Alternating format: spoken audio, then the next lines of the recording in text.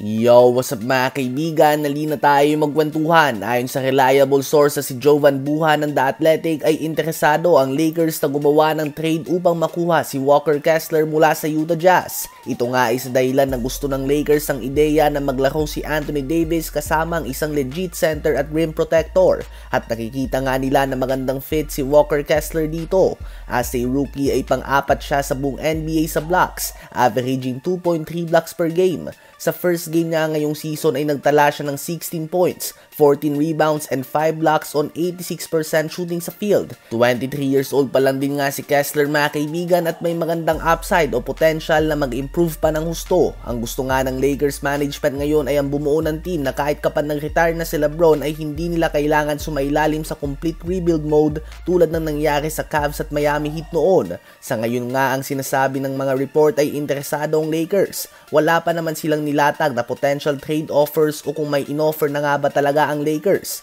Hindi magiging mahirap ang trade na ito matuloy kung hindi magmamatigas si Danny Ainge ng Jazz dahil may sahod lang nga si Kessler na 3 million per year. Napakadali nga niyang tapatan mga kaibigan.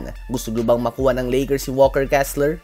Ang Denver Nuggets nga ay isang team na malakas na tila ba may kulang sa kanilang lineup at ito nga ay ang spot-up shooter o 3&D player.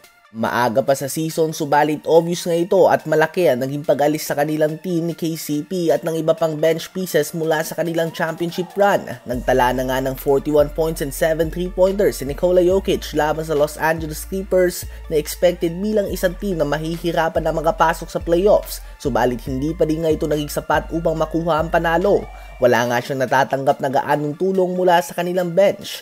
Kaya naman kung may team na inaasahan na gagawa ng trade ngayong season, ang Nuggets ay ang team na kailangan titigan ng mabuti at ang paghunting nila para sa mga shooters. Kailangan natin tingnan ng ilang veteran players sa medyo nasa alanganing pwesto tulad ni Bogdan Bogdanovic na sharpshooter, kababayan ni Nikola Jokic at nasa rebuilding team ng Atlanta Hawks. Perfect fit nga siya kay Joker at sa Denver Nuggets sa ngayon. Si Tim Hardaway Jr. na nasa Pistons ay pwede din. Si Luke Kennard, Duncan Robinson at iba pang mga shooter.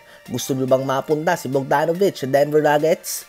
Ngayon ay tumungo naman tayo kay Chet Holmgren. Kanina sa pangatlong panalo ng OKC Thunder ngayong season ay nagtala siya ng 25 points, 9 rebounds, 4 assists and 6 blocks on 8 of 12 shooting sa field at 3 of 5 shooting naman sa 3-point line. Napaka-impresibo nga ng simula ng former number 2 pick sa kanyang second NBA season. Sa first 3 games ay nag-average siya ng 23.6 points, 13 rebounds, 3 assists and 4 blocks per game.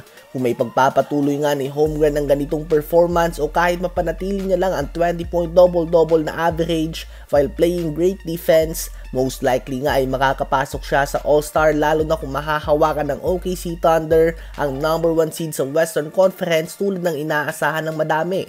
Sa palagay nyo ba ay All-Star season ito para kay Chet Holmgren?